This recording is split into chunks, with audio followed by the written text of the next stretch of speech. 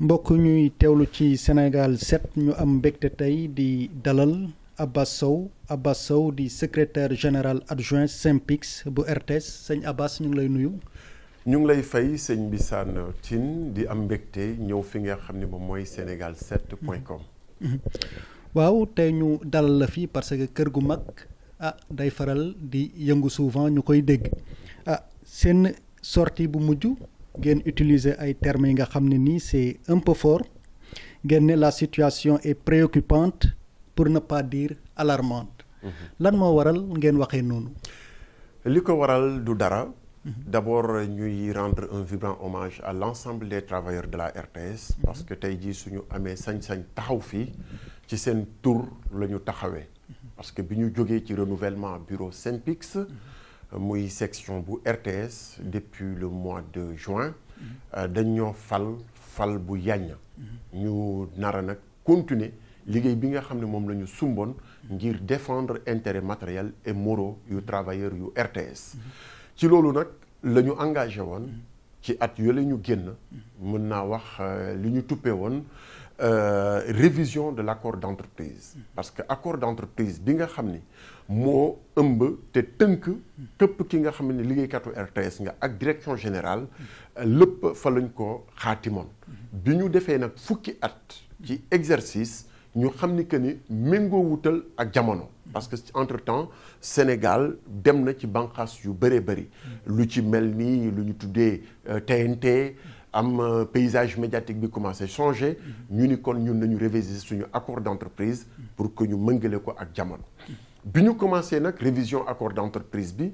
ñu dem ba ci biir mu am ay points saillants yoo xamante ni moo waraloon direction générale ne moom dootul continuer waxtaan bi nga xamante ne sumboon na ko ak ñun ñi nga xam ni ñoo nekk intersyndical bi intersyndical mooy SYNPICS ak CNTS ñoo lëkkale seen bopp def ko benn kuréel pour que ñoom ñu mën a ànd di yëkkatendoo di dóorandoo ci loolu nag ñoom ñaari points yi bi ci njëkk moo di li ñu tuddee clause de mobilité maanaam tey jii ku ñu affecté fu ñu la affecté da nga war a dem ñun ñu ni ko loolu amul problème d'autant plus que yow dans tes prérogatives en tant que directeur général de la RTS koo affecté sur le territoire national du Sénégal war naa mën a dem mais nag loolu du loo xamante ni dañ ko war a dugal ci biir accord d'entreprise parce que musu see nekk li ci gën mooy mu nekk clause boo xamante ni comme que yow décret bi la fal jox na la prérogative yooyu mais wéyalal ñun suñu yoon nekku ci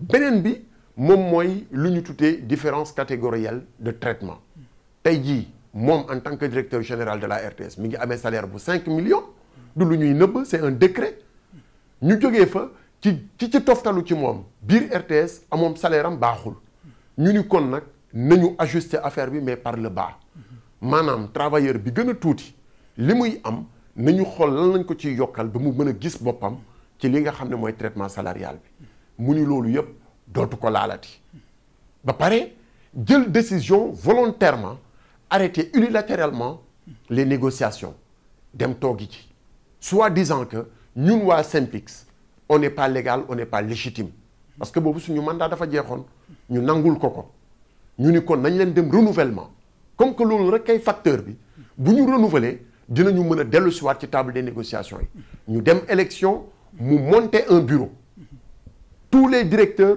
soutenir effectivement ce combat boo xamante ni amutoon benn importance ñu monter 3 candidats contre 1 candidat on a gagné haut la main ces élections-là bi ñu gagné ñu yaakaaroon ni que ni dañu am mateef bi nee kon teg nañu lépp ci suuf kaa leen ñu toog continuer waxtaan bi yemuñu ci ñoom ñu continuer di fagaagal di noot ñi nga xamante ne ñooy travailleurs RTS yi li may wax nii firnde gi mooy démb ci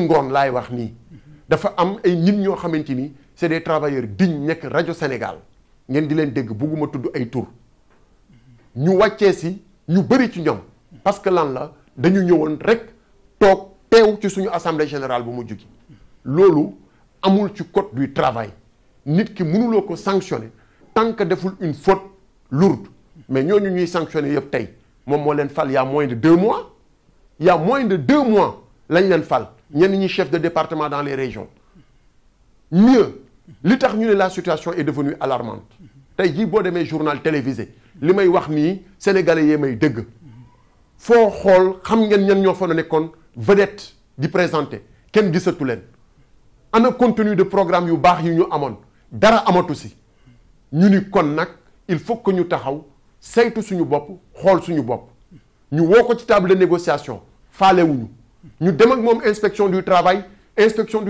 jox ko ay instructions fermes pour ni ko tey jii da nga war a toog ak ñi rencontre collège des délégués je suis le coordinateur du collège lu tolli at nanguwu ñoo recevoir nanguwul toog ak ñun c'est une violation flagrante du code du travail parce que loolu du moom moo ko moom en tant que directeur général du direction générale moo ko moom du ñun collège des délégués dañu ni dans le code du travail fépp fu kilifa toog di diriger entreprise selon la taille de l'entreprise da ngay monter lu ñu tuddee collège du délégué ñooñu ñooy teewal travailleurs yi te weer wu jot war ngeen toog ngeen pencoo waxtaane jafe-jafe kër gi mu ni moom du ko amalati moo tax on a tapé sur plusieurs portes mu bañ a wax ak ñun moo tax tey nag ñu jël suñu matuwaay parce que nag mbéjum kanam borom a koy fajal boppam plus d'1 mois bi ñu gagné suñu élection ba léegi depuis le 9 juin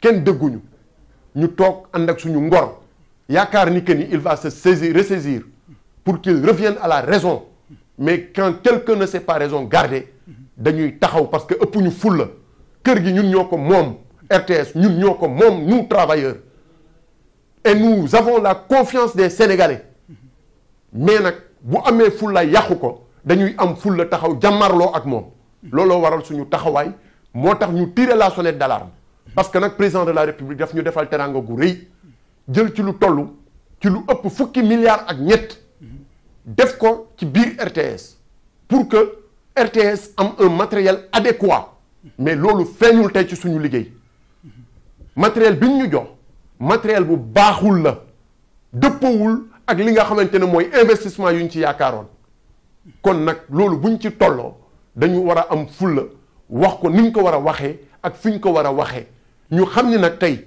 pare nañu ñun ginnaaw ay jàmm pour jàmm am mais nag bu amee fullaay pour yàqu ko ñu ni tamit ànd nañ ci ak moom te dinañ ko xeex parce que kër gi nag ñun dese nañu plus de 20 ans d'exercice moom il est à la retraite depuis 4 ans ñu di ko muñal kon nag xam ni que ni lii ñu ko dënk doole du pour xeex doole pour jaamu yàlla la travailleurs yi boo leen yërëmul ñoom ñooy nekk ci naaj bi ñoom ñooy nekk ci muy taw ñoom ngay dégg fu ne partout sur le territoire national comme à l'étranger ñooñu soo leen yërëmul nang leen bàyyi ak seen i métier. nga joxoñ kon baaraamu tuuma Racine Talla mi nga xam ne ni mooy directeur général bu RTS mi ngeen defee renouvellement bu ba léegi jox leen benn argument bu waral mu bañ a toog ak yéen.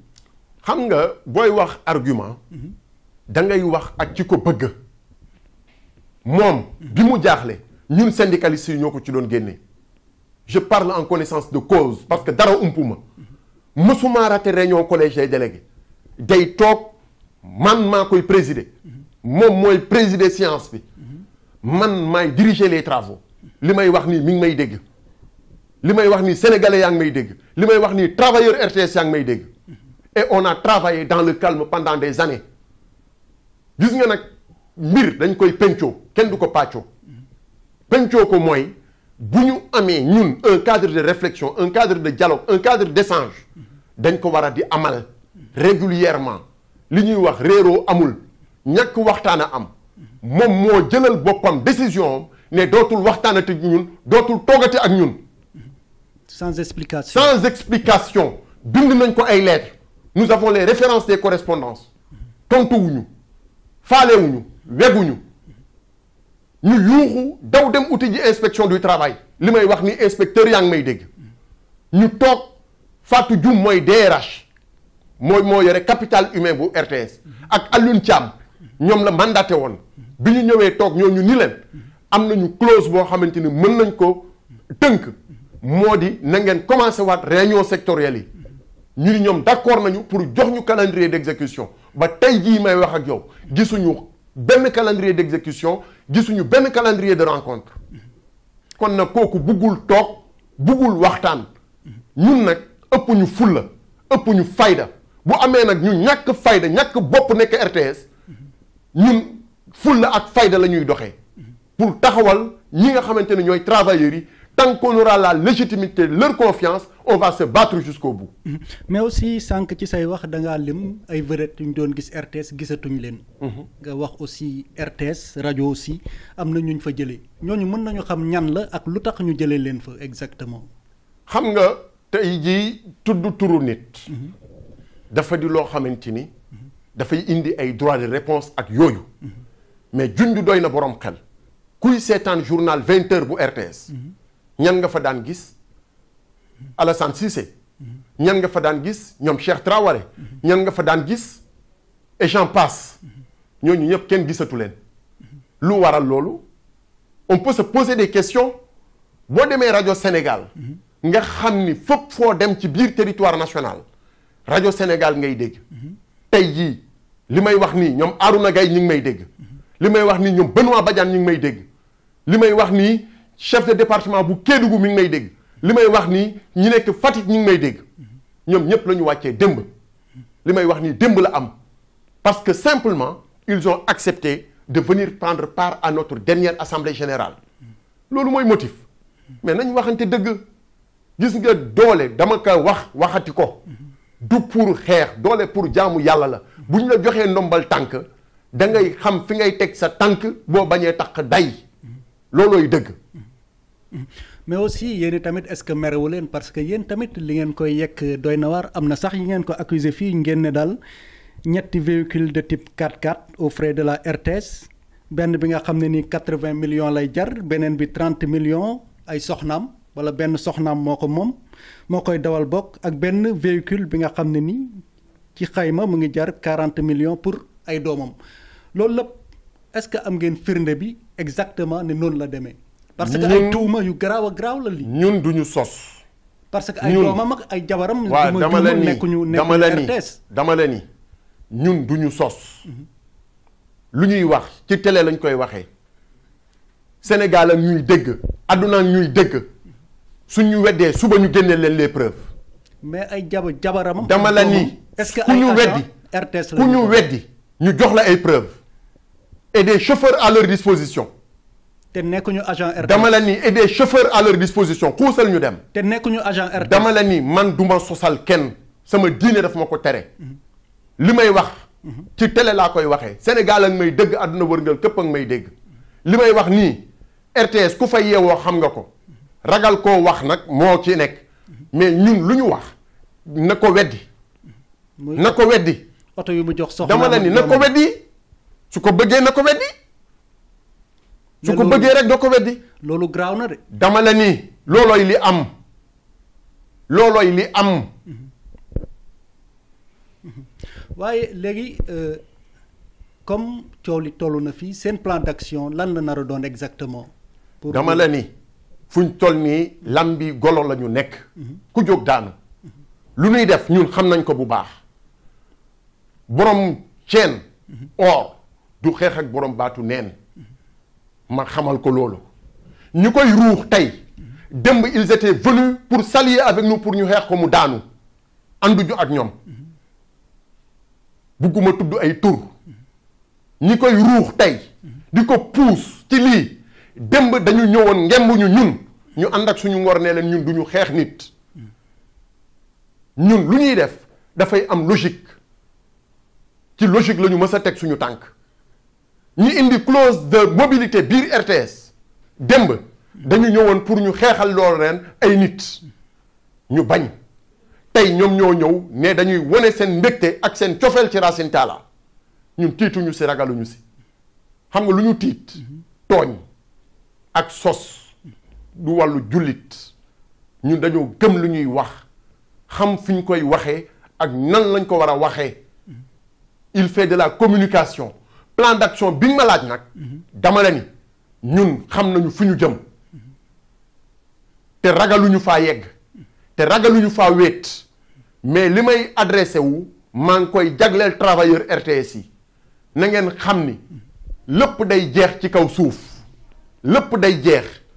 ñu ñuy monter contre les travailleurs du ñu monter contre nous le combat c'est pas un combat entre travailleurs xeex mi c'est la défense des intérêts matériels et moraux des travailleurs de la RTS dans leur totalité et dans leur globalité. parce que da ngeen diviser il paraît.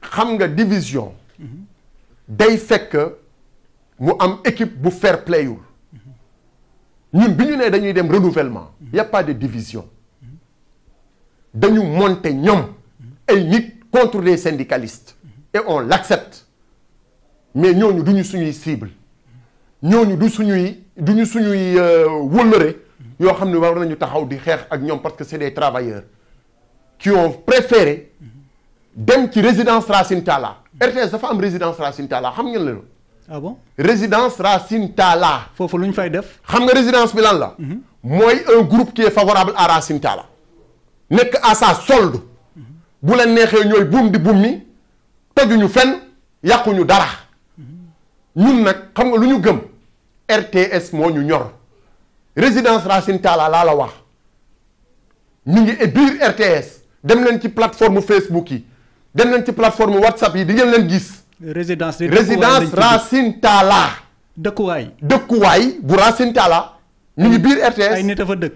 waaye xawma li ma lay wax nii ñoom ñoo créé seen groupe ñu tuddee seen bopp résidence Racine Talla mais ñun lu ñu gëm ñun bokkuñu ci benn résidence xam nga ban résidence la ñu bokk.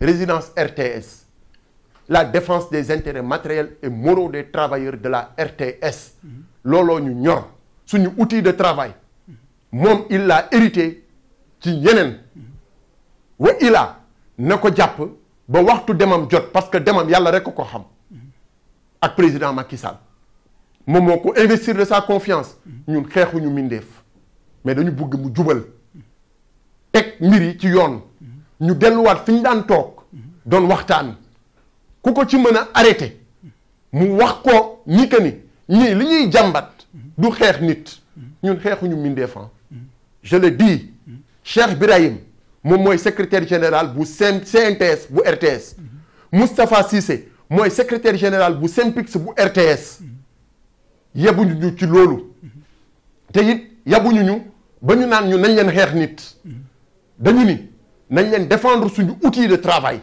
défendre ko mooy fexe ba képp ku fi yeewoo ci wàllu liggéey nga gis sa bopp ci li ñu lay jox comme que nga liggéey ko pour que mu am résultat moo ñu ñor RTS occupé waat la place bi mu mës a occupé dans les médias mais tey jii ñun ñëpp gis nañ ko man su ma duggee suma kër wala keneen duggu këram RTS kan a koy seetaan taux d'audience bi dafa wàcc loolooy dëgg parce que lan la grille des programmes bi lan moo fa amati dara desatu fa dëgg moo neex yàlla gis nga mbir yàlla rek a fi ne barki Seydina Muhammad yàlla rek a fi ne ba ci sama bakkan bii bu ne tey day rot kenn mënul fexe ba du rot waxuma la ak sama wërsëg bis bu jeexee day jeex mais bàyyil di raayal nit gannaawam fekk mi ngi lay lor lii ñuy def nii di raayal Racine Talla gannaawam nañ ko wax dëgg mooy li ko gënal parce que mooy li ñu gënal mooy li ñuy jëriñ ñun ñëpp.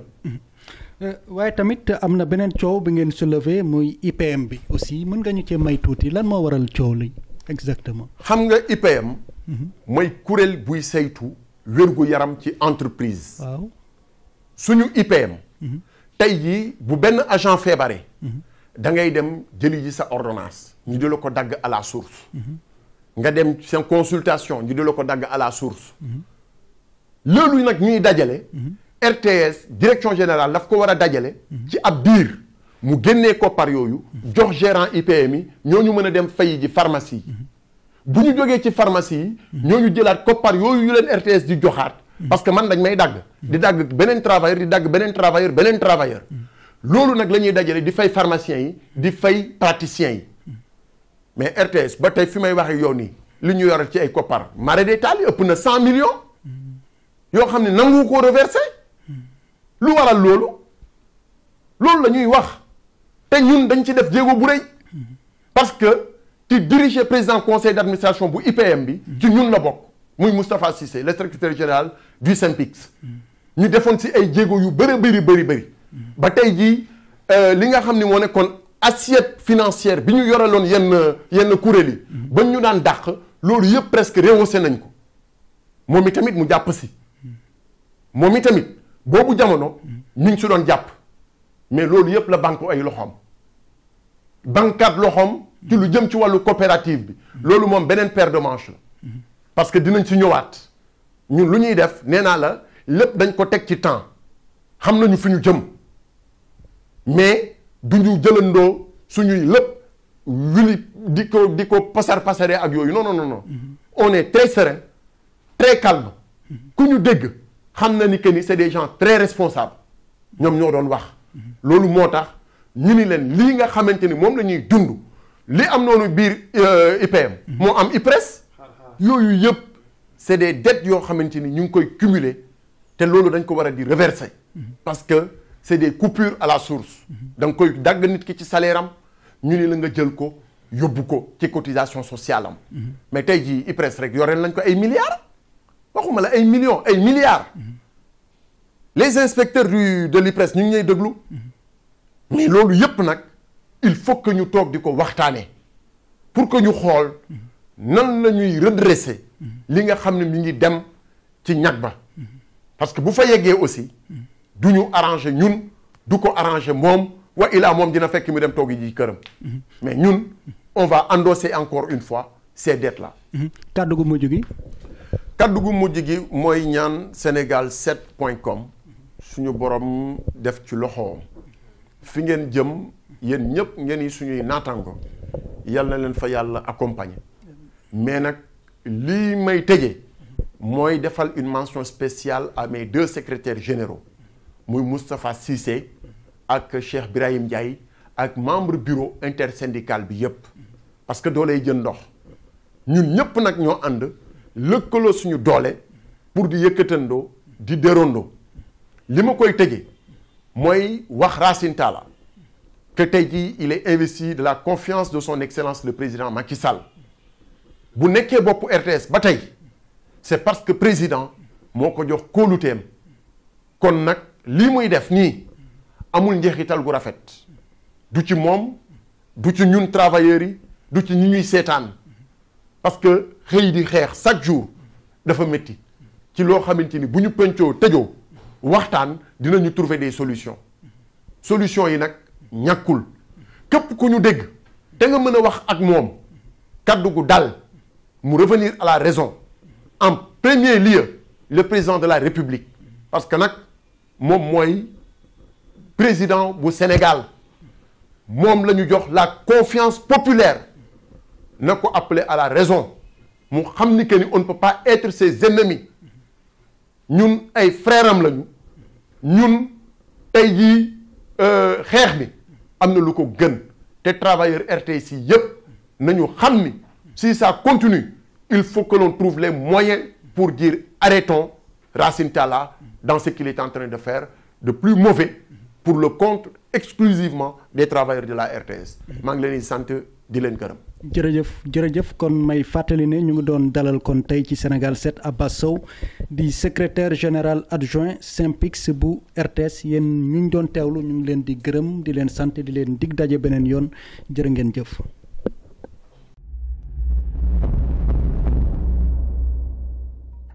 cheetetetet mais yow sawaay yow fu ñu la fekk yaa ngi ci kanamu ordinateur bi wala sa kanamu tablette ba sa téléphone portable lu xew mais damay lire ay information waaw xoolal boo bëgg am ay information yu leer nañ et en temps réel duggal ci www.senegal7.com ay information yu wóor man de maa ngi application Sénégal 7 lépp lu xew dama koy jot ci sama téléphone ci tàng bi te nag application Sénégal 7 am ko yomb na da ngay dugg ci Play Store wala Apple Store nga télécharge ko rek xam li xew ci réew mi ak la xew ci bitim réew te nag dara du la ci umpu. Vous voulez des informations en temps réel? Cliquez sur www.senegal7.com. Sénégal 7, le roi de l'information en temps réel.